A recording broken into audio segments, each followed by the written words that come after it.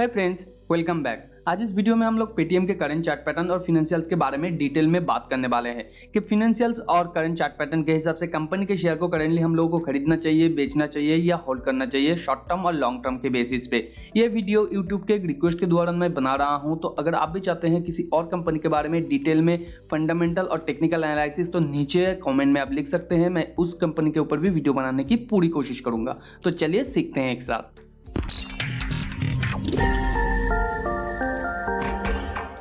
तो जैसे कि आप स्क्रीन पे देख पा रहे हैं, ये पेटीएम का वन डे का चार्ट है। वन डे के चार्ट में आप यहाँ पे देख सकते हैं कंपनी का शेयर प्राइस बहुत दिनों पहले यहाँ से एक बेयर वेज को क्रिएट करना स्टार्ट कर दिया था। उसके बाद इसने एक स्पाइक, दो स्पाइक, तीन स्पाइक के दौरान नीचे आने का कोशिश किया था और उसके बाद थोड़ा सा पुल बैक किया इसने 2 लेग्स और उसके बाद फिर से ये नीचे आके डबल बॉटम को क्रिएट किया है। उसके बाद ये फिर से ऊपर जाने की कोशिश कर रहा था यहाँ पे एक बुल ओएज के दौरान और यहाँ पे आके इसने ब्रेक कर दिया। हम लोग जानते हैं मैक्सिमम बेयर चैनल के अंदर या बेयर ट्रेंड के अंदर जो बुल ओएज होता है वो मैक्सिमम टाइम फर्स्ट टाइम में फेल होता है। तो यहाँ पे भी सेम केस हुआ था और उसके बाद इसने फिर से 3 स्पाइक के दौरान नीचे आया एक बेयर ट्रेंड के दौरान और यहाँ पे आके इसने फिर से यहाँ पे एक बॉटम क्रिएट किया और उसके बाद 2 लेग के फॉर्मेशन में देखिए यहाँ पे पहले एक लेग का फॉर्मेशन किया, फिर 2 लेग के फॉर्मेशन के साथ ये ऊपर जाने का कोशिश कर रहा था, फिर थोड़ा ये पुल बैक किया और फिर से ऊपर जाने के बाद ये यहाँ पे एक स्पाइक एंड चैनल का फॉर्मेशन कर रहा है जो एक बेयर स्पाइक एंड चैनल है। तो करंट सिनेरियो के बेसिस पे क्या हम लोगों को कोई भी यहाँ पे स्विंग ट्रेड या लॉन्ग टर्म के लिए बाइंग करना चाहिए वो हम लोग थोड़ा समझते हैं। तो हम लोग चार्ट को थोड़ा जूम कर लेते हैं। तो यहाँ पे अगर हम लोग देखें तो कंपनी का शेयर प्राइस आप देख सकते हैं लगातार एक बेयर ट्रेंड के साथ आने के बाद नीचे यहाँ पे बॉटम क्रिएट किया। हालांकि ये 3 स्पाइक के दौरान आया था और इसने यहाँ से एक बेयर वेज क्रिएट करना स्टार्ट कर दिया था और ये बेयर वेज के दौरान भी यहाँ पे एक बेयर स्पाइक किया था। उसके बाद एक बेयर चैनल के दौरान ये नीचे आने की कोशिश किया था और यहाँ से इसने एक पुल बैक किया, फिर 2 पुल बैक करके नीचे आके बॉटम क्रिएट किया और ऊपर ये 2 लेग के फॉर्मेशन में ऊपर जाने की कोशिश किया था। उसके बाद थोड़ा पुल बैक किया और उसके बाद फिर से ये ऊपर जाने की कोशिश कर रहा था, मगर यहाँ पे आके इसने अपना जो फर्स्ट यहाँ पे देख सकते हैं बेयर वेज है उसके टॉप को टच करने के बाद फिर से पुल बैक कर लिया है। क्योंकि हम लोग जानते हैं जब भी कोई बेयर वेज या बुल वेज फॉर्मेशन होता है तो यहाँ पे आके वो अपना डबल बॉटम क्रिएट करता है या अपना जो लो है क्रिएट करता है, फिर ऊपर जाने के टाइम पे ये 2 लेग के फॉर्मेशन पे ऊपर जाता है और जहां से ये स्टार्ट किया है वहां पे जाके पहले तो ये टच करता है, फिर यहाँ पे थोड़ा कंसोलिडेट करता है या बैक करता है या फिर ऊपर जाने की कोशिश करता है। तो ये कंसोलिडेशन फेज छोटा सा भी हो सकता है जैसे कि यहाँ पे हुआ था और उसके बाद इसने देखिए यहाँ पे बेयर यहाँ पे चैनल क्रिएट किया है बेयर स्पाइक के साथ। तो ये बेयर चैनल और स्पाइक हम लोगों को क्या कहना चाहता है करेंट सिचुएशन में। देखिए अगर करेंट सिचुएशन में आप यहाँ पे समझ रहे हैं कंपनी का शेयर प्राइस यहाँ पे बॉटम क्रिएट करने के बाद फिर ये यहाँ पे लेग क्रिएट करके यहाँ पे डबल बॉटम क्रिएट किया है, तो ये आपकी गलतफहमी होगा। क्योंकि यहाँ पे अगर आप इस चैनल को देखें तो ये काफ़ी स्टीफ है। तो यहाँ पे इसने इस पॉइंट पे अपना जो फर्स्ट है चैनल को ब्रेकआउट किया, उसके बाद थोड़ा नीचे आने का कोशिश कर रहा था मगर ये आइडेंटिकल जो डबल बॉटम है उसके आसपास नहीं आया। तो यहाँ पे प्रोबेबिलिटी हाई है ये यहाँ से ब्रेकआउट करके फिर से इस पोजीशन पे आए, मगर यहाँ पे मल्टीपल इसको सपोर्ट मिलेगा नीचे। तो कितना देर तक ये आएगा ये कुछ भी कहा नहीं जा सकता, मगर यहाँ पे एक जो बेयर चैनल का फॉर्मेशन किया है ये इसका फर्स्ट पुल बैक है। इसके बाद और 2 पुल बैक क्रिएट करने का प्रोबेबिलिटी है। तो नेक्स्ट पुल बैक हो सकता है 583 के आसपास, क्योंकि यहाँ पे एक सपोर्ट है और उसके बाद 554 टू 550 के आसपास, तो यहाँ पे भी एक स्ट्रॉन्ग सपोर्ट है। उसके बाद 520 के आसपास भी एक सपोर्ट है और 480 के पास भी एक सपोर्ट है और उसके बाद 438 के पास भी यहाँ पे भी एक सपोर्ट है। तो मल्टीपल सपोर्ट यहाँ पे मौजूद है। तो ये 3 लेग का फॉर्मेशन करके यहाँ पे 520 तक भी आ सकता है या 550 तक भी आ सकता है।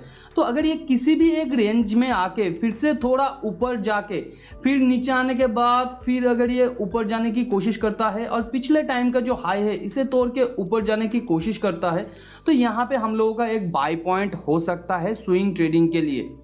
मगर यहाँ पे करेंट सिचुएशन में एक बेयर स्पाइक और उसके साथ एक बेयर चैनल जब ये क्रिएट कर रहा है तो यहाँ पे कोई भी पोजीशन नहीं बनता है, क्योंकि ये जो बेयर का फॉर्मेशन है ये काफ़ी स्ट्रॉन्ग है और फर्स्ट पुल बैक के अंदर हम लोग यहाँ पे पोजीशन नहीं ले सकते क्योंकि ये गलती हो जाएगा। तो यहाँ पे इसको और एक दो पुल बैक करने हम लोगों को देना है, मिनिमम टू मिनिमम और एक पुल बैक तो इसे करना ही है। तो जब ये और एक पुल बैक क्रिएट करने के बाद यहाँ से अगर ऊपर जाने की कोशिश करता है और इस हाई को तोड़ के ऊपर जाके सस्टेन करने के बाद फिर ऊपर जाने की कोशिश करता है तो हमारा जो नेक्स्ट टारगेट होगा वो यहाँ तक होगा, क्योंकि यहाँ पे आके ये थोड़ा कंसोलिडेट करेगा और इसके बाद अगर यहाँ पे सस्टेन कर जाता है तो फिर इसके ऊपर जो इसका नेक्स्ट रेजिस्टेंस होगा वो 798 टू 800 के आसपास, और उसे अगर तोड़ दे 815 और उसे अगर तोड़ दे 844 के आसपास इसका नेक्स्ट रेजिस्टेंस बनेगा।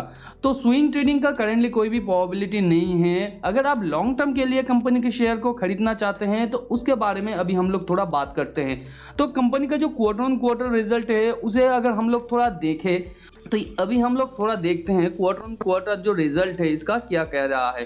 तो अगर प्रॉफिट एंड लॉस स्टेटमेंट में हम लोग देखें पिछले साल यानी फिनेंशियल ईयर 2022 के क्वार्टर में यहाँ पे हम लोग देख सकते हैं 1456 करोड़ का यहाँ पे इसने रेवेन्यू जनरेट किया था, और लास्ट क्वार्टर में यानी फिनेंशियल ईयर 2023 के क्वार्टर में इसने 2062 करोड़ का यहाँ पे रेवेन्यू जनरेट किया था।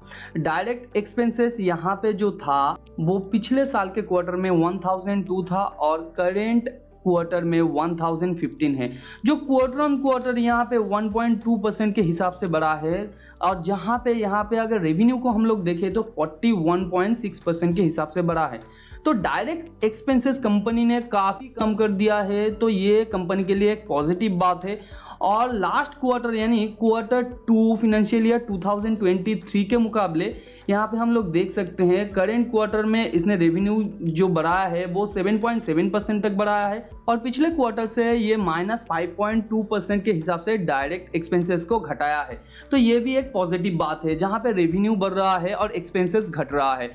प्रॉफिट कॉन्ट्रीब्यूशन में यहाँ पे हम लोग देख सकते हैं पिछले साल के क्वार्टर में 454 करोड़ का यहाँ पे प्रॉफिट के अंदर कंट्रीब्यूशन था, और करेंट क्वार्टर में 1048 करोड़ का कंट्रीब्यूशन है, जहाँ पे ये 131% के हिसाब से ईयर ऑन ईयर इसने ग्रो किया है। और यहाँ पे लास्ट क्वार्टर के मुकाबले हम लोग अगर देखें तो 843 लास्ट क्वार्टर में था और करंट क्वार्टर में है, जो क्वार्टर ऑन क्वार्टर 24.3% के हिसाब से। तो यहाँ पे और एक बात देखने के लिए है कि क्वार्टर ऑन क्वार्टर देखिए यहाँ पे 7.7% का सिर्फ रेवेन्यू में ग्रोथ आया है, मगर यहाँ पे प्रॉफिट कंट्रीब्यूशन में 24.3% का ग्रोथ आया है। करीबन मोर देन 300% के आसपास इसने ग्रोथ लाया है अपने प्रॉफिट कंट्रीब्यूशन में, और यहाँ पे मोर देन 100% का ग्रोथ लाया है पिछले साल के हिसाब से। तो ये जो नंबर है ये काफ़ी एट्रैक्टिव है। उसके साथ साथ कंपनी अपने इनडायरेक्ट एक्सपेंसेस को 20.1% से बढ़ाया है, जहाँ पे यहाँ पे आप देख सकते हैं रेवेन्यू को 41.6% से बढ़ाया था।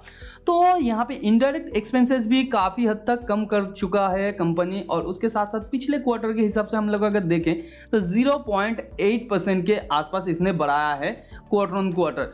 तो यहाँ पे 7.7% के मुकाबले ये नंबर बहुत ही छोटा है, करीबन 10 गुना कम है।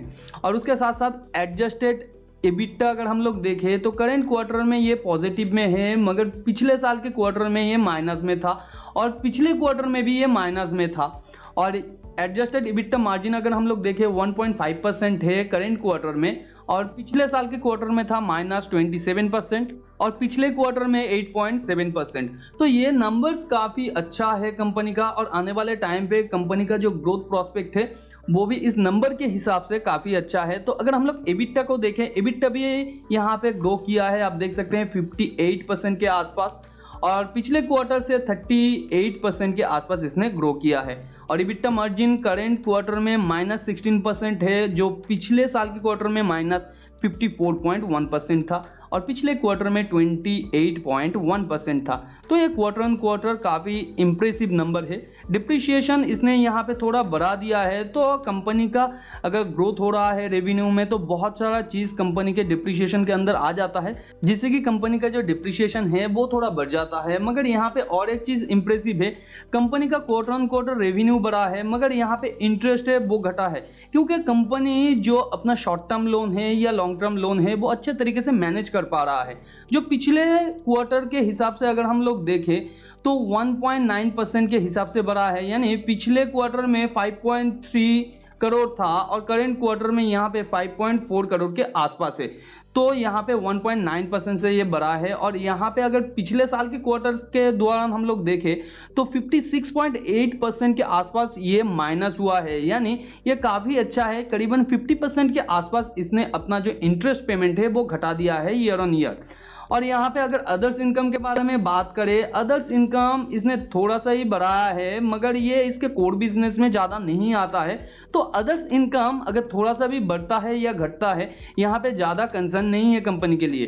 पीबीटी को अगर हम लोग देखें तो यहाँ पे पीबीटी भी देख सकते हैं, कंपनी ने यहाँ पे पीबीटी को भी अच्छे तरीके से मैनेज कर पा रहा है, जो पिछले क्वार्टर के दौरान काफ़ी अच्छा नंबर है और पिछले साल के क्वार्टर के दौरान भी काफ़ी अच्छा नंबर है। तो क्वार्टर ऑन क्वार्टर बेसिस पे अगर हम लोग देखें तो ये 32.3% के आसपास बढ़ा है और यहाँ पे अगर पिछले साल के क्वार्टर के दौरान देखें तो यहाँ पे 51.2% के आसपास ये बढ़ा है। तो यहाँ पे कंपनी का जो पैट है वो भी यहाँ पे काफ़ी इंप्रेसिव है। पिछले साल के दौरान इस साल में करीबन 50% के आसपास इसने अपना जो प्रॉफिट है वो यहाँ पे कंट्रीब्यूट किया है। हालांकि ये माइनस में है मगर यहाँ पे कंपनी रेवेन्यू के साथ साथ अपना प्रॉफिट भी यहाँ पे बढ़ाने की कोशिश कर रहा है और कंपनी का जो खर्चा है वो भी काफ़ी कम हो गया है। और आने वाले टाइम पे यानी 2024 या 2025 तक कंपनी प्रॉफिटेबल हो सकता है, ऐसा काफ़ी सारे ब्रोकरेज फर्म को भी लगता है और कंपनी का भी यही टारगेट है कि 2025 तक ये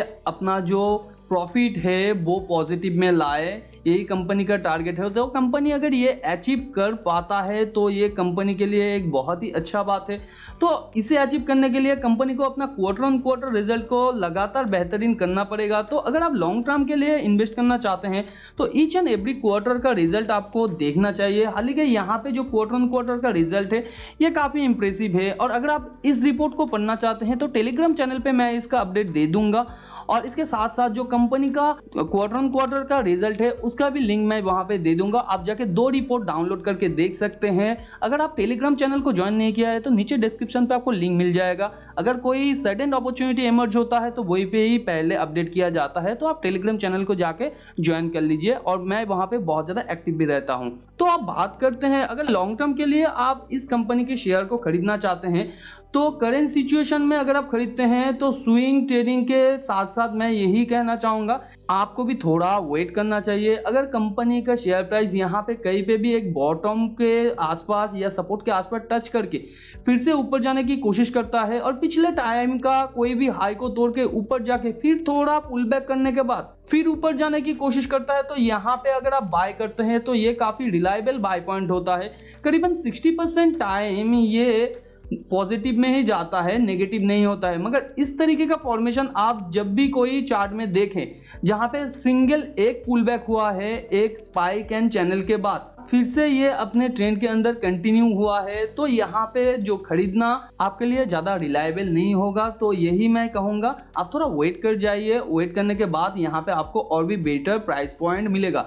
और अगर आप इस सिचुएशन के अंदर पोजीशन लेना ही चाहते हैं तो आपका पोजीशन 10 to 15% के आसपास होना चाहिए, उससे ज़्यादा नहीं, क्योंकि ओवरऑल मार्केट अभी नेगेटिव पॉइंट में है और ग्लोबली जो पॉजिटिविटी है वो काफ़ी कम है, क्योंकि इन्फ्लेशन का जो एक पॉइंट है वो इन्फ्लेशन बहुत ज़्यादा बढ़ चुका है और आरबीआई या ग्लोबल जो सेंट्रल बैंक से वो रेपो रेट को बढ़ा रहे हैं या जो इंटरेस्ट रेट है वो बढ़ा रहे हैं इन्फ्लेशन को कंट्रोल करने के लिए। तो इन्फ्लेशन का फियर जब तक मार्केट में रहेगा मैक्सिमम कंपनीज के प्रॉफिट मार्जिन के अंदर इसका इफेक्ट देखने को आपको मिल जाएगा, जिससे कि ओवरऑल मार्केट एक नेगेटिव पोजीशन में होगा और ओवर द टाइम वो धीरे धीरे नीचे आने की कोशिश करेगा।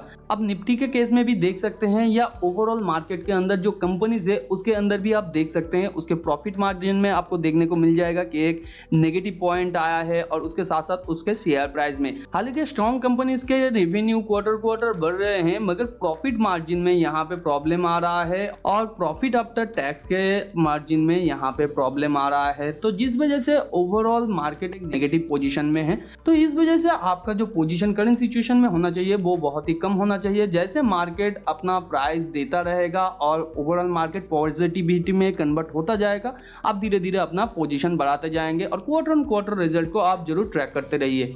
तो उम्मीद करते हैं वीडियो आपको नॉलेजेबल लगा होगा। वीडियो अगर नॉलेजेबल लगा तो वीडियो को लाइक एंड शेयर कीजिए आपके उन फ्रेंड्स एंड फैमिली के साथ जो फाइनेंस और स्टॉक मार्केट में इंटरेस्ट रखते हैं। चैनल को सब्सक्राइब नहीं किया है तो चैनल को सब्सक्राइब करके बाजू में जो बेल आइकन है उसे भी हिट कर दीजिए ताकि नए वीडियो का नोटिफिकेशन आप लोगों को तुरंत मिल सके। मिलते हैं अगले वीडियो पर, तब तक के लिए अपना बहुत ज़्यादा ध्यान रखिए। Thanks for watching and happy investing.